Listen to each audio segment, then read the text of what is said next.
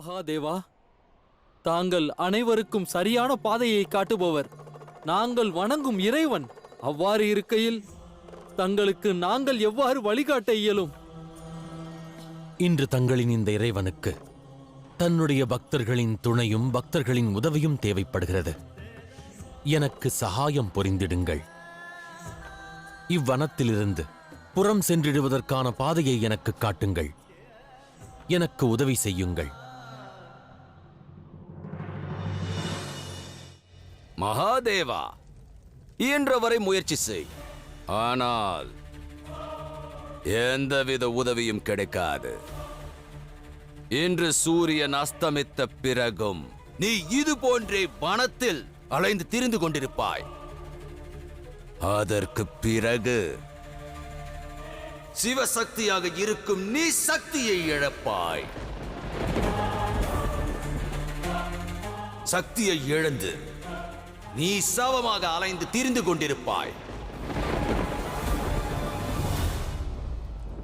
என்ன என்ன கூறுகிறீர்கள்? தங்களது இந்த நிலைக்கு யார் காரணம் பிரபு?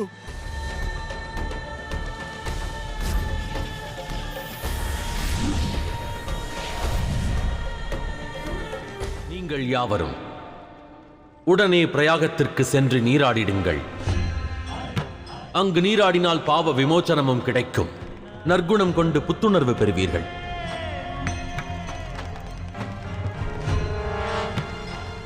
செல்லுங்கள். ஆனால் மகாதேவா, தாங்கள் இல்லாமல் நாங்கள் அங்கு எவ்வாறு செல்வது? நாராயணர் கூறுவதும் சரிதான். நீங்களும் உடன் செல்லுங்கள்.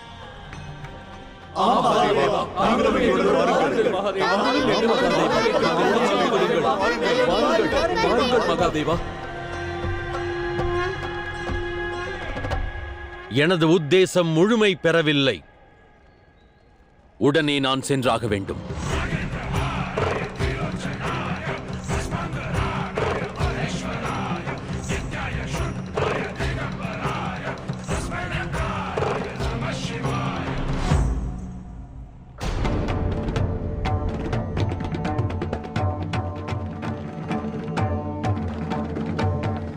இறந்ததைப் போல் பாவனை செய்வதால் நீ இறந்து விட்டதாக கருதப்பட மாட்டாது.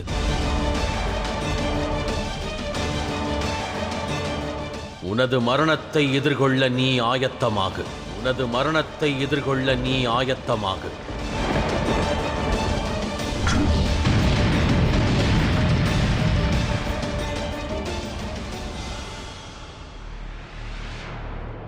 என்னை மன்னித்து விடுங்கள் மகாதேவா, மன்னித்து விடுங்கள். நானும் இவர்களுடன் பிரயாகம் செல்ல விரும்புகிறேன். அங்கு என் பாவங்களும் அழிந்துவிடும். பாவங்கள் யாவும் அழிந்திடுவதில்லை. எவரொருவர் அறியாமையினால் பாவம் இழைக்கிறாரோ அவர்களுக்கு விமோச்சனம் உண்டு. அனைத்தையும் அறிந்தே இழைத்திடும் பாவங்களுக்கு என்றும் விமோச்சனம் இல்லை. நீ இழைத்த பாவங்களுக்கு தீர்வு என்பது ஒன்றே, மரணம்.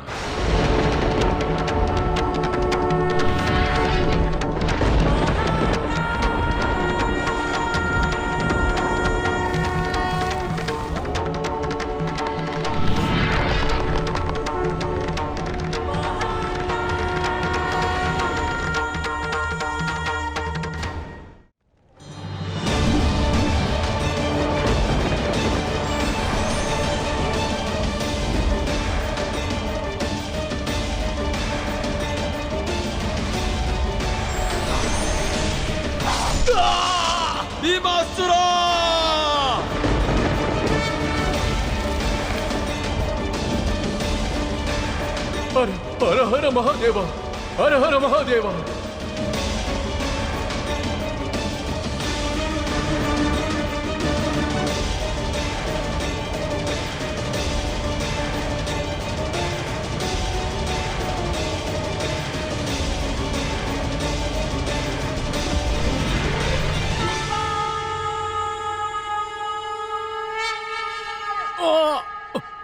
மகாதேவா,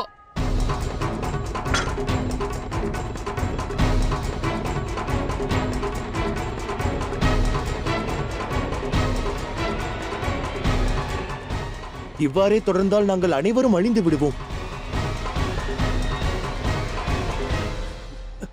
நாராயணா, பிரம்மதேவா மற்றும் தேவகணங்களே, உடனே அந்நதி நீரில் நீராடிடுங்கள். நீங்கள் அங்கு சென்று நீராடி பாவ விமோசனம் பெறுவதும் பீமாசுரன் மரணமும் இந்த பிரபஞ்சத்திற்கு ஓர் எடுத்துக்காட்டாகும். அறியாமையினால் ஒருவர் இழைத்திடும் பாவத்திற்கு விமோசனம் உண்டு.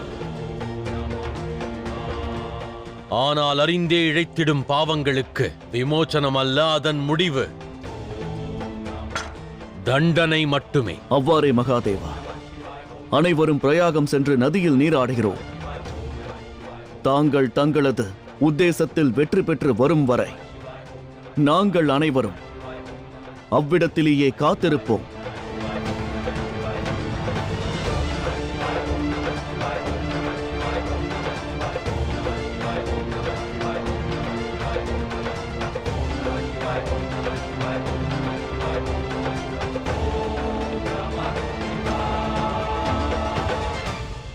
இல்லை மகாதேவா, நிச்சயமாக உன்னால் இங்கு வர இயலாது.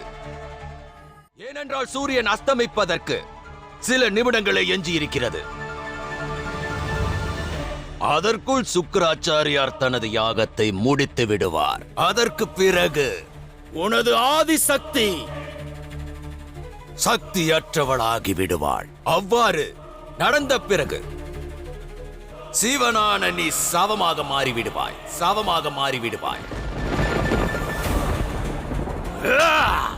இப்பொழுது இந்த பிரபஞ்சத்தில் இருந்து சிவன் என்கிற பெயர் அஸ்தமனமாகும். ஜிம்பராசுரன் என்ற பெயர் உதயமாக போகிறது. தேவாதி தேவர் ஜிம்பராசுரர் வாழ்க!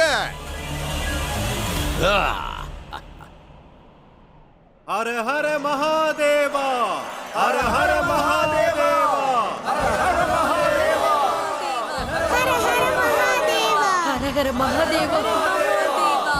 ஹர ஹர மகாதேவா.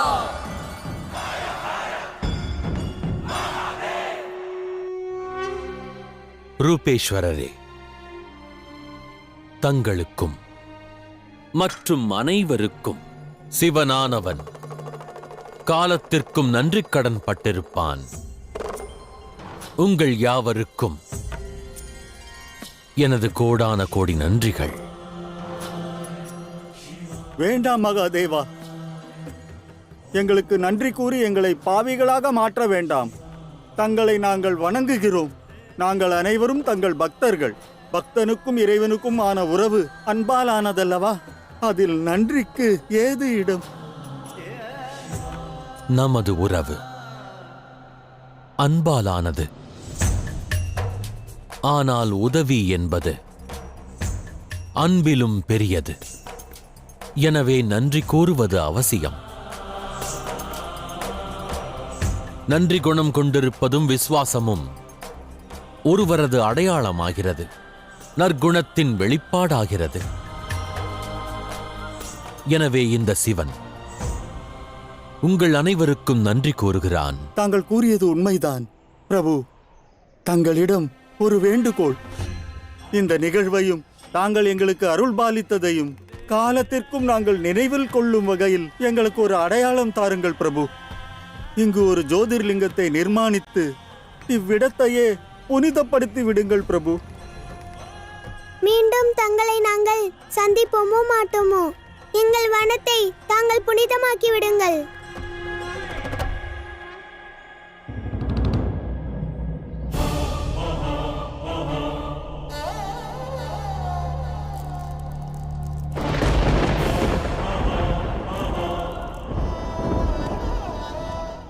ஆம் மகாதேவா, ஜோதிர் லிங்கத்தை நிர்மாணித்து விடுங்களேன். எங்கள் அழகிய வனத்தை புனிதமாக்கி விடுங்கள்.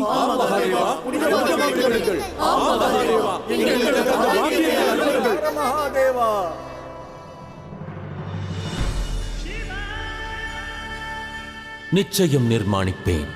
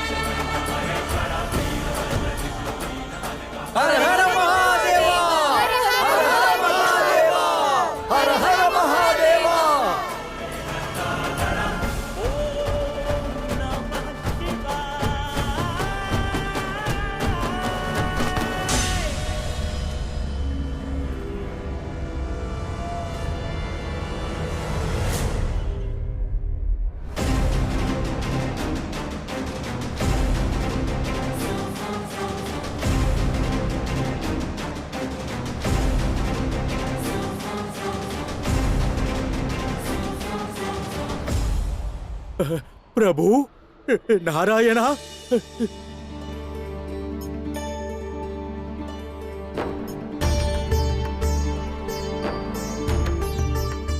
அற்புதம்.